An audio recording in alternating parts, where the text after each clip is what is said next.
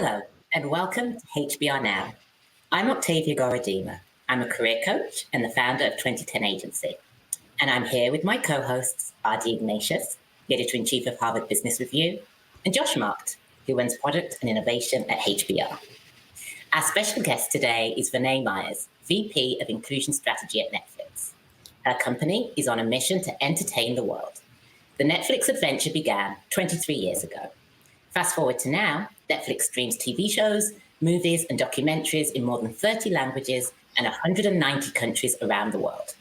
We'll be talking to Renee Myers about how to create and sustain a diverse workforce at a global company and how to overcome challenges along the way. If you have a question for Renee, we invite you to post those in the comments and we'll be asking those later.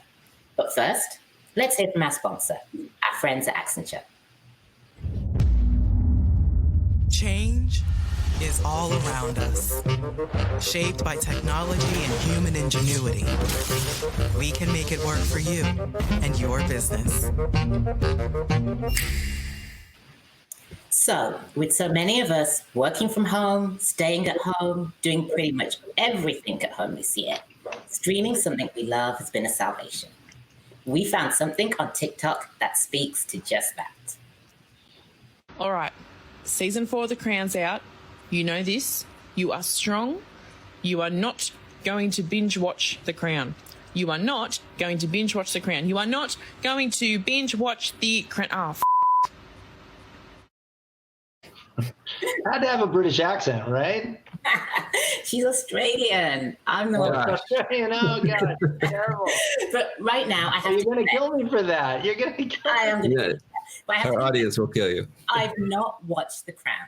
And that's because I'm not watching any TV at the moment because I'm busy writing a book. But I do want to talk to you both, what you've been streaming. Adi, do you have any recommendations for me? Well, so I TiVo'd the U.S. election, so don't say anything. I don't know the result. I assume it was straightforward. So I'm looking forward. Why you're so interesting, Adi. Watching that. But no, I mean, this will sound like product placement with Renee on the show, but I have binged a lot of Netflix recently. Queen's Gambit and The Crown. I'm a sucker for these sort of costume dramas. Fauda, the Israeli-Palestinian spy thriller. And then some lighter stuff. I love The Kaminsky Method with Michael Douglas and the amazing Alan Arkin. And then for just, kooky funny, there's something called Auntie Donna's Big Ol' House of Fun, which is really funny. It's sort of off the wall. It's kind of like the Flight of the Conchords, if you ever watched that. Yeah, I used to watch that. Yeah, well, it's definitely, these are Aussies, not New Zealanders. You've basically taken them all, Adi. Oh, You have the same taste. What do you not want? Clearly, you're making up for the fact that Octavia doesn't watch TV. I know. Well, so she wins this round because she does not own a television set or something. That was a joke when I told you I don't own a TV set. But you fell for it. But Josh, do you have anything for me? I mean, Queen's Gambit and the Crown thing, I related to the TikTok. I definitely fell into it, and then boom, I had watched the whole thing. And no, there are probably a couple other strange offbeat things that I get into, and then there's a show great about Catherine the Great that is like a whimsical comedy that, and like a little strangely risque. But I haven't been able to. Some shows I just kind of dip in and out of, and I can't fully hook into them. So I don't know. It's hard. I've heard The Queen's Gambit is amazing. I used to play chess. My daughters play chess. So why aren't you watching it? I know. 'Cause I'm writing a book. That's why. Well, you gotta make a few minutes. I'll make a few minutes. A big part of writing a book is procrastinating, and you need some good procrastination. Oh, yeah. I'm good at that. So I've taken some notes. I'll get onto Netflix and watch some of those things. But for now, I would like to get started and to formally introduce our guest. Renee Myers is the VP of Inclusion Strategy at Netflix.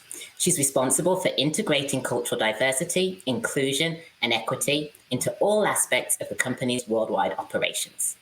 In addition to founding the Renee Myers Company, she's a Harvard-trained lawyer and the author of 2 books, Moving Diversity Forward, How to Go from Well-Meaning to Well-Doing, and What If I Say the Wrong Thing?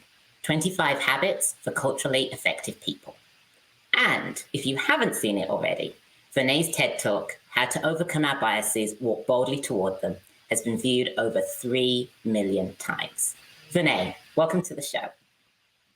Hi, it's so good to be here. Hi, Octavia. How are you? I'm great, and thank you for being with us today. So, Vernā, this year has been a year unlike any other. And with the pressure to address racial inequities, many companies have rushed to hire diversity leaders or elevate existing leaders to the position. And it's a high demand role, and one that has been victim to high turnover due to high expectations and lack of resources. What strategies do you recommend to corporate diversity, inclusion, and equity leaders who may be suffering from burnout from the challenges of this year? Oh my goodness, you want to start off with a really hard question, right? I mean, so many of us are burned out for so many reasons, especially if you're working in talent at all. And then you add on top of that the revelation that many in the country had, that many of us already had for a long period of time. And it was just a lot to try to bring it all together. One of the things that I think is important is for companies to commit to, I love that Accenture piece with the beginning, you let the change begin, which is that if you actually are going to be honest about where any corporation, especially in America, is, but anti-Black racism, for example, is a worldwide thing. Patriarchy is a worldwide thing. And so many of our organizations have been shaped by these ideas of who's the better and the smarter and the more reliable and so forth. And it's mostly the normed around white and male and so forth. I'm saying all this to say that what we're trying to do is undergo a change process. So if you're going to do that, you've got to have enough people who can do that work. I think one of the problems and the reasons why folks are so tired often in these companies is they don't have enough people doing the work, and there's so much resistance, whether it is like in your face resistance or if it's just like unconscious ways in which people are resisting a change, that it really can be hard and wear folks out. And so what I have been saying to my own team is take the time that you need, and also be in community. I mean, one of the other aspects of what we've learned, at least in Westernized culture, is that it's very individualistic. Like your what you do and what you accomplish, you sort of attribute to yourself, and all of the ways in which one tries to be a leader is often individual. And this work, and I think a lot of the work around cultural enrichment and change and opportunity and equity is about having a group consciousness and being part of community. And when people in my job start adopting that individualistic mindset, it's even more tiresome. So stay in community, do the work. I started doing I was already doing prayer and meditation, but I stepped it up. I just stepped it up, and I'm just like, this is how we're gonna get through this year, which is like some quiet time, some self-reflection, trying to keep my exercise up. All of that is like a fulsome approach to trying to not only maintain yourself, but to keep yourself clean. Because this work can be very traumatizing, and you don't want to lead out of your trauma. You don't want to lead out of your sense of frustration. You want to try to constantly keep yourself filled and cleared out of the yuck so that you can really offer the energy that people need to change. So let's talk a little bit more about that point you made about resources. Diversity, equity, and inclusion departments are often the smallest teams when it comes to budget and staffing levels. And yet, these departments are responsible for influencing and creating systemic change within their companies. What recommendations do you have for CEOs on how best to support their DEI team? Yeah. So get some people, so it was interesting because, I have been on my own for 20 years working with organizations and really helping to advise them and consult with them. And it was a very difficult decision for me to decide that I would go inside another company. And one of the reasons that I decided that I would go to Netflix is because when I said, well, I'm going to need a team, they were like, of course. do what you need. And when I started the first year, I remember talking to my boss and I was like, I mean, I think I'm going to need this. I think I'm going to need that. And okay, do what you need. Do what you need to be successful. And when companies are like, we want this, but you're not putting in the resources, that means to me that it's an intellectual exercise, but you're not really deeply into it. And so the way we're structured is we have like directors that are correspond with each of our business units, or what we call orgs, and they also have a team. And of course, you know, we're spreading all over the country every 5 minutes. One of the reasons why I said yes to Netflix is like, oh, you only have 4,000 people. That should be fine. I might even know these people by name. And then in 1 year, we doubled. And I was like, oh, stop. And I really started saying to all of my leaders, and I was very, very frank with them. I was like, look, everybody has to be absolutely conscious about every hire they're making and everything they're doing as a leader, because if you don't, we're going to fall behind quickly because we're growing quickly.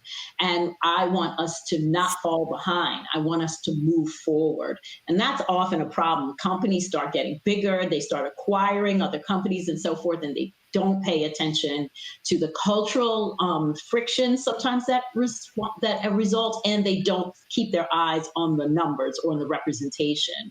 So that's one of the things I would say. So, Vernā, let's talk about the industry you're in, entertainment. Diversity and inclusion has been a hot topic for some time. Each year, UCLA releases the Hollywood Diversity Report. Part 1 looks at film, and Part 2, which was just released this fall, looks at TV. This year, both reports found that women and people of color are overwhelmingly absent in top studio positions. What's your take on this? And specifically, what is Netflix doing to hire underrepresented employees at a senior level and retain those employees? Yeah, so my take on this is that nothing is new. Right. And because we're both entertainment and also tech, quite frankly, like there's no tech, there's no entertainment in the streaming world.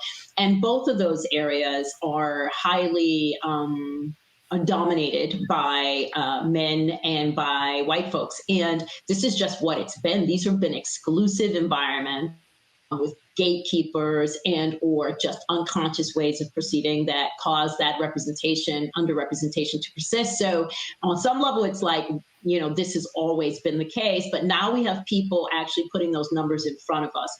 And I think you will see that Netflix did extremely well as compared to other studios. However, you know, you can't really rest on those laurels because is still way too low. And so what we're doing is, first of all, our feeling and my belief is you got to start on the inside if you want the outside to reflect, you know, this idea of representation and equity, which is to say that by bringing in folks who've been underrepresented in the past, you are accessing different perspectives and networks and innovation and creativity, and you're breaking up that groupthink. So our first work is always thinking about who's coming in, but as you also said, like, where are they sitting? And so I would say that I'm really happy that if I look at the top 22 leaders in our company, many women and many people of color, I would say actually Black folks, we have a lot of work to do, I think, on the Latinx front. So does every company and institution, quite frankly.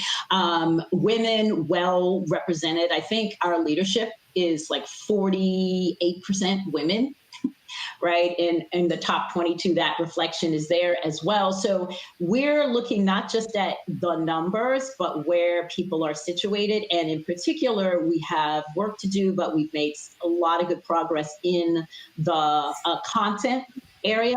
But in addition to that, we're doing pipeline work where we're trying to look at who's in front of the camera and who's behind the camera, because one of these studies are suggesting that the folks who are behind the camera, if they're underrepresented folks, who you see in front of the camera are many more underrepresented folks. So we've got things all over the world where we're like bringing in talent, getting to know people we didn't know, making it easier to get access to green lighters, and our green lighters are much more diverse than many other companies because of Netflix's strategy of having decision makers everywhere in the company. So you don't have to be in a particular role in order to make decisions about content.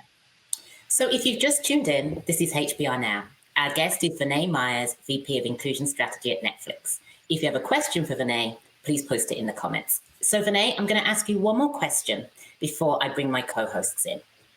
Last week, NASDAQ filed a proposal with the SEC that would require listed companies to have at least one woman on their boards, in addition to a director from an underrepresented minority group.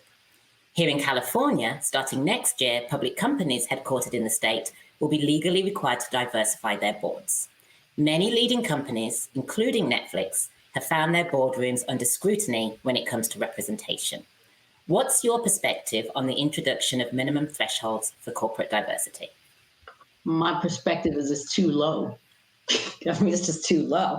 I mean, we already have research that suggests that you basically need 3 women to make it a real diverse situation. Because if you're only, you got to think constantly about what you're saying and how you're saying it, how it's going to be received. And that's the thing that I kind of love about Netflix. So we have E-staff, right, which is all the VPs. And when you're in a room that's half women, it's like you can say anything, you can do anything, you can have different opinions than other women. It's just so exciting. Or when you're in a room with a bunch of Black people who are in the decision-making roles, you're just like, I don't even have to talk today. You talk. So I think it's too low. And if I look at our board, I think we have 3 or 4 women. Yeah, we have 4 women, which I think starts to make a difference. And 1 person of color and who's Black. And so we have more work to do. Let's just be clear about that. But I think we are already above almost all of these imposed kind of requirements. And so our work is just to push beyond that and also see if we can bring some folks along with us. So I want to bring back Josh and Adi to ask some questions. Hey, Renee, how are you? That was fascinating. I was actually really enjoying it backstage there, virtually watching you. It's great. Thank you. But I'm curious, that with the pandemic, it is such a challenge for all of us to work at home. In your work, I'm curious what the particular challenges and how you overcome them. And What are you doing? Well, for 2020, first of all, I turned 60 this year. And I had a plan. I was going to walk. I was going to be on a pilgrimage in Spain. I was going to fly all over the world. And our team, we were going to go to Amsterdam. We were going to go to our offices in APAC. We were going to hang out in LATAM. It was going to be this whole year of going and touching base and sort of thinking about the peculiar or the unique aspects of inclusion and how to get our colleagues' mind around that. It didn't happen. So, but what was kind of cool that we didn't expect is once we went to virtual, we were able to do more things. In fact, we started this whole Inclusion Talk series for the entire company. And basically, we had people like Kimberly Crenshaw talk about intersectionality. We invited folks from different countries to talk about xenophobia. We had folks talk about mental health. We had, a number of conversations about racism and anti-Black racism and institutionalized racism. So what was exciting is because we have this virtual world, you could have 2,000-3,000 people all experiencing the same thing. We also did a number of workshops. We have a workshop on ambassadorship, which is sort of really about how our talent colleagues, that's our talent acquisition folks, our HRBPs, our employee services folks, their role to understand inclusion and what it means. Because at all times, we're just trying to get people to apply what we call an inclusion lens to the work that they do. So those are some of the specific programming we were able to do that we didn't expect once we stopped traveling, but nevertheless found our way around. And it seems like some of those things are tools you'll have now going forward, even when we come out of this, which is a good thing. Yeah. I mean, I think a lot of our work also is just advising our leaders, because we're asking leaders to do things and to understand things that most leaders were not asked to do or were not taught growing up in the leadership roles. And so a lot of it is us advising and setting strategies for them that include inclusive leadership and leading their groups. That's hiring, that's compensation, that's evaluation, that's like every aspect in practice. It's even like how you conduct a meeting. It's like whose voices you're hearing, how slowly you're speaking, what time you're setting meetings, knowing that we're all over the world. Those kinds of things require specific advice or coaching, and we're doing that as well. So I'd love to ask, so we know that our readers are really interested in trying to understand how to create and sustain a diverse workforce. This is a moment where it's become kind of paramount, but I've lived through earlier moments where society generally said, this is a moment, we have to do something about it. There were incentives created for managers to diversify their hiring. Somehow it faded away in the past. And I guess my question is, why does it fade away? And do you feel like it is different this time, that there's something fundamental happening that won't simply run out of steam? Oh, that's such a good question, Adi. I mean, I'll be going back and forth about how I feel about this. I mean, I think about like when I was 8 years old, the night before I turned 8, Martin Luther King was assassinated. And again, our country was like, right? How do we stop the anger? How do we stop the fires? We'll do more programs. We'll do this. And I was a beneficiary of that. I was a little girl in Baltimore, working class background. All of a sudden, there were pools, there were math enrichment programs. You could go out of district to your school. That got me to Barnard, that got me to Harvard, that got me here. But not everybody got out, right? It was way too narrow. It was like the door barely opened. And that has been the work we've been doing. We've been doing this tinkering.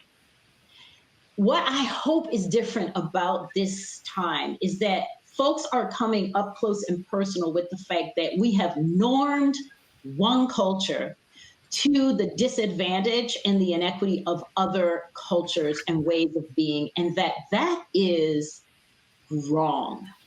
It's not just that we need to help these folks. It's that we are wrong if we don't. And that we are not only wrong, we're just missing all the sorts of possibilities and creativity and energy. And so I'm hoping that enough people started to understand that neutrality is pretty much complicit with maintaining inequitable systems. Like you can't, because we have a lot of people like, I'm just good people, I'm really nice, and they're very focused on the personal. And I love that people are thinking about their personal and their interpersonal relationships, but it's got to be systemic. And so when you talk about systems, you're really about changing power. You're talking about changing power. And that is where the rub is, where people are like, I want to hold on to this. I want to hold on to this dominance. And even whether they're saying it consciously or unconsciously, they're like, I like to be nice, but I don't know about this equity thing, which means you have to do more because the playing field isn't level. So you got to be like, what would I do differently? What schools would I look at differently? How might I change even the criteria that I think is essential? Like, have I really done an analysis about whether this criteria is essential and whether it matches the concept of excellence, or is what I'm doing preference? And a very narrow preference for a narrow set of attributes and identities and cultures and ways of showing up that is maintaining the dominance of a certain group. These are the hardest questions. I don't know how many people are up for it, but it seems like more people are. And so the question is, do we have enough power, influential people to change some of the ways in which they operate? So just to follow up, so in your TED Talk, which is amazing, when you're talking about bias and talking about racism, you say, stop trying to be good people. We need real people. Can you explain a little bit what you mean by that? Yeah, I mean, what happens is that people want to be regarded as good. And so when I say to you, actually, that's not the right word, or I've looked at who you've hired or mentored in the last 5 years and they all look like you. They were like, no, but I don't, that's not what I wasn't, they really want to focus on intent. And intent is super important. I'm not trying to get away from that.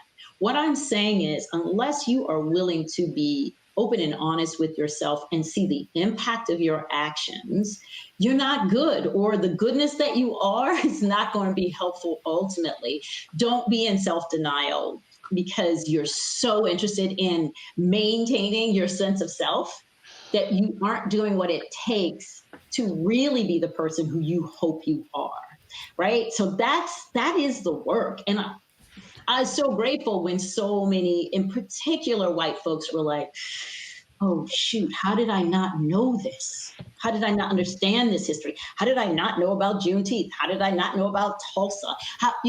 And what kind of world are we living in where we have people who can basically live their life in joy and never have an experience up close and personal with folks who are from underrepresented racial groups?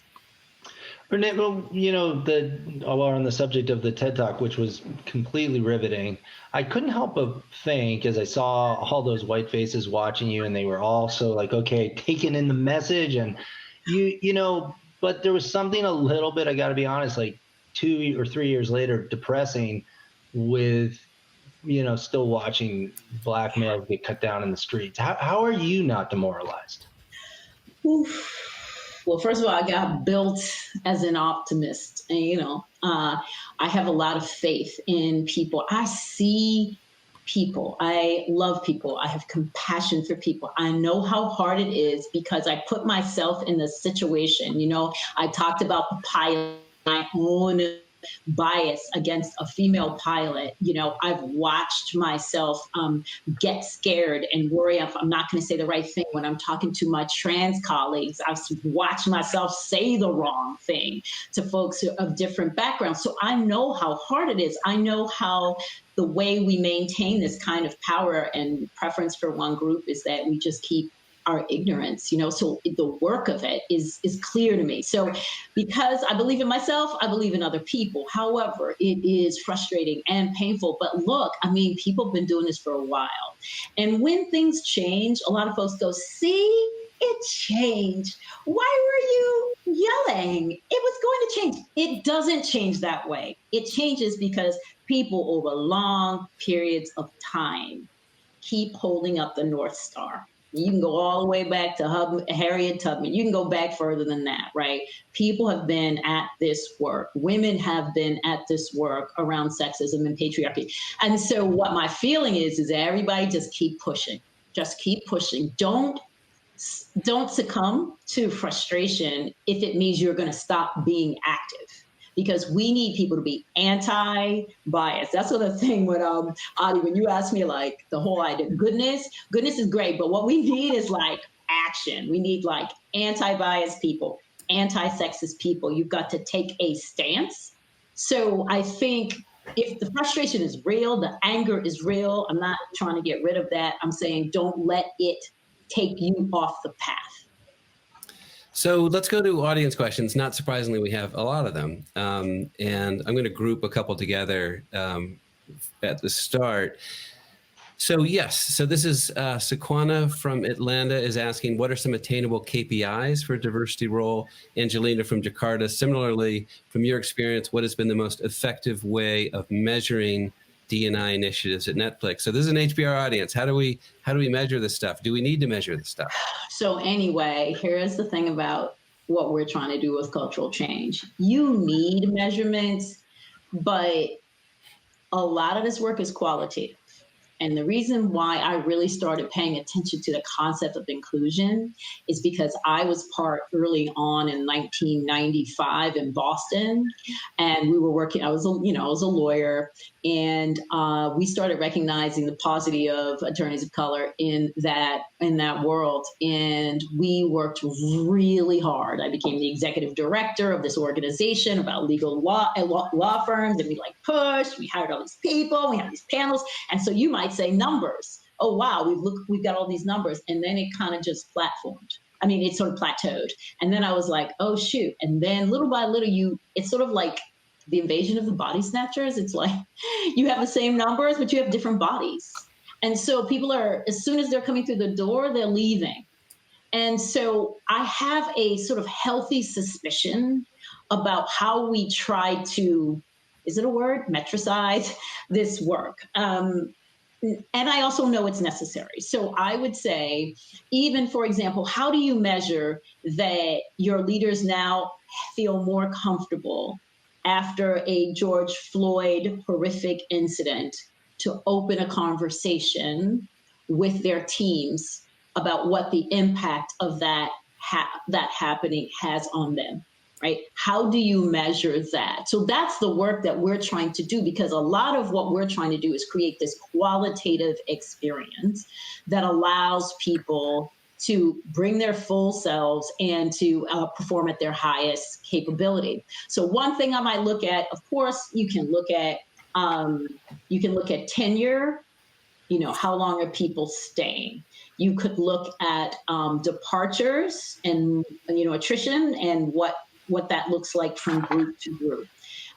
You can look at promotions, obviously, and what that looks like. So there are specific numbers that you can look at, but they're actually almost evidence of whether you're actually doing a good job cultivating the environment where people can thrive. So let me go to a couple more from the audience. And our audience loves to get takeaways, loves to come out of these sessions with sort of immediate action. So I'm going to combine a couple. This is Angela from Salt Lake City, says, as someone who doesn't identify as BIPOC, how can I offer my support? And to add to that, you wrote a book with the subtitle, How to Go from Well-Meaning to Well-Doing. I know you have a whole book on it, but how do you, if there's a single takeaway for, white people who are well-meaning but don't know how to move the needle, what can they do right now to make a difference? So I love this question. What I would say is allyship, allyship, allyship, allyship, which some people are calling conspiracy now, or like being an accomplice. But basically what you want to do is several things. You want to be in the position to advocate on behalf of groups that have been underrepresented, and you want to be in a position to amplify their voices. The way you do that is first by learning what has that experience been like for folks. What's the impact of racism on people in your institution or in the larger society? So that work. Also, what's their history? But also, you've got to learn, what is the impact on racism as a white person? What has that impact been on you? How have you been complicit with maintaining this kind of inequity, even though you didn't know you were part of it and you don't agree with it? There are ways that white people have to, what we call, interrogate their own experience as a white person and how it shows up. The other thing we need to do is listen, listen, listen. Get yourself in places, on podcasts, in videos, on books, understanding and listening, especially to, if you're a leader in particular, I would be like, go to the ERG meetings, go the employee resource groups meetings, talk with those who are in your teams, because they have information for you. And if you create a safe enough environment, they will share. And when they share, listen and believe. Because a lot of times people will share and not be feeling very safe. And then folks will come back and I actually don't believe that. That's not us. That couldn't possibly be us. And then you also have to act, right? So I call that ally, which is like A, advocate and amplify, L, listen, L, learn, and Y, yield. And what I say about yield is, if you've been in a position of power or privilege, you don't know how to yield to other people. You are so used to taking up space and being right. And this is the difficult part about doing this work, is that you have to be a solidarity partner and you have to be led by the people who you're trying to help versus telling them what it is that they need to do. So there's a lot of learning and, more importantly, unlearning, but get active. That's a great answer, but everybody still has to buy your book. Sorry, and buy my book. That plug, Adi. You got it. So this is maybe a tactical question. This is from Amy from St. Louis, and it's really, it's about Netflix, but I assume she's asking as a tactical question, for any company. And the question is, how did Netflix learn to engage Netflix's white male leaders in corporate conversations about the importance of diversifying your team and reaching a diverse global audience with actual representation? So I think it's about Netflix, but also how do you lead those conversations to a good place? Right. So it's all about who you hire. No. But on some level, what I'm saying is we're on a journey. We're not there. And we got a lot of work to do. We're like like all these companies. However, what we are doing is saying this is part of our values. So if you read anything about Netflix, we're all about the values. We're all about the culture, and we are always trying to keep people accountable based on those values. So inclusion is a value for us, and so therefore you need to be good at it. And so we are trying to give people the information, detailed information. What are the behaviors we are expecting of you as leaders? So sometimes the leaders have a good heart. They don't know exactly what the expectations are. And then also supporting and teaching them how to do that, and then also keeping them accountable. I would also say that in any company, you've got to ask yourself, why is this important to us? The good thing about this year is we got back to where we used to be, like in the 70s, where we're like, this is the right thing to do. So it is always the right thing to do. But almost every business, if it's going to future-proof itself, if it's going to be relevant and competent and not step in it, it needs to have a diverse group of people weighing in on decisions. That's obvious for Netflix. You want to entertain the world, you need to have the world. Shaping the content. And we've done a lot of local work. So we're really trying to do local for local. So where we're in countries, we are hiring local people to do the work, to make the decisions, to find the great content. And so you've got to figure out what is the rationale, and all your leaders need to understand that rationale, because that's the thing that's going to push them when stuff gets hard, because stuff will get hard, because we have ways that we found people, and we've got to break through those ways and expand and extend our networks. And a lot of leaders don't have diverse networks, so that is work for them.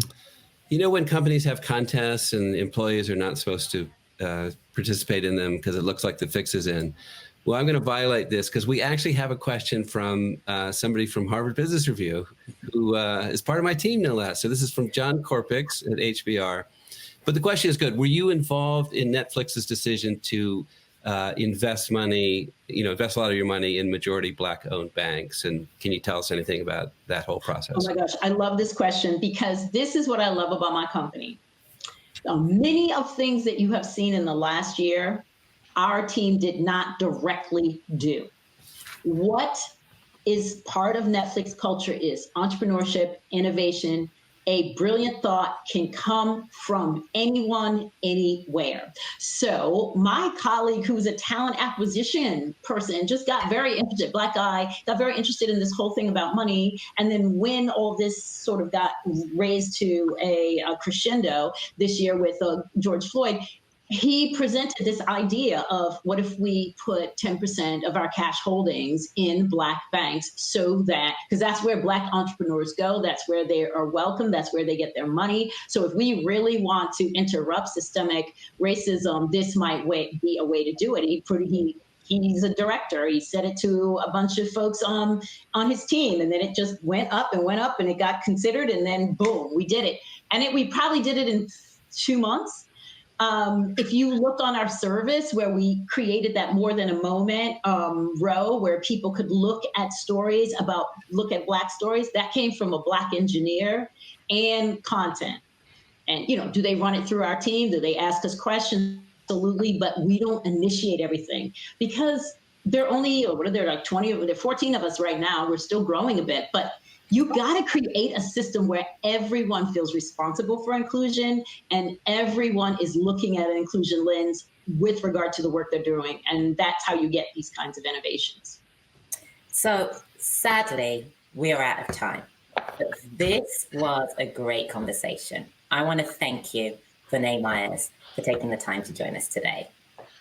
Thank you, Octavia. It was so nice to be with you, Josh and Adi. I hope I gave you some specifics. I don't know, but I hope that our listeners found something that they could hold on to and take out of this room. Definitely. Thanks, Renee. It was really great. So thank you so much. And I also want to thank our friends at Accenture for sponsoring the show. Next week, our guest is the economist, Mariana Mazzucato. We'll be talking to Mariana about how to get the global economy moving again and where to find the source for future business innovation. So be sure to tune in next Tuesday at 12 noon Eastern Time. Until then, I want to thank you all for joining us today. This is HBR Now.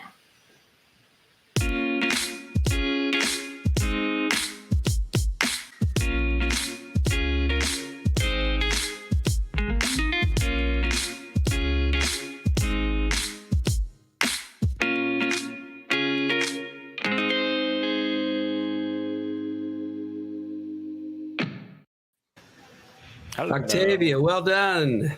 Oh, Well and done. Renee, thank you. That And was Renee, well done. Wow. Yeah, good job. I mean, Yeah, I that was feel great. like we talk about forever, you know? No, that was really No, we wanted good. more. We wanted more of Renee, not less Yeah. of Renee. Yeah. I didn't even get to weigh in on like what I'm watching on Netflix. Oh, what are you What watching? are you watching? Yeah. Selena, everybody's watching Selena. That's right. Okay. I'll watch it. I'll watch it. I watched The Crown. Gotta watch write Crown. this down. Now, if you're from Baltimore, were you a fan of The Wire? That was sort of my first, The Wire's everything. The Wire's everything. Yes, brilliant. Just a brilliant, brilliant show. Yeah, I that just might be my all That was times your are probably first The thing? Wire, Breaking Bad, and The Yeah. Sopranos, maybe. Oh my Yeah. goodness.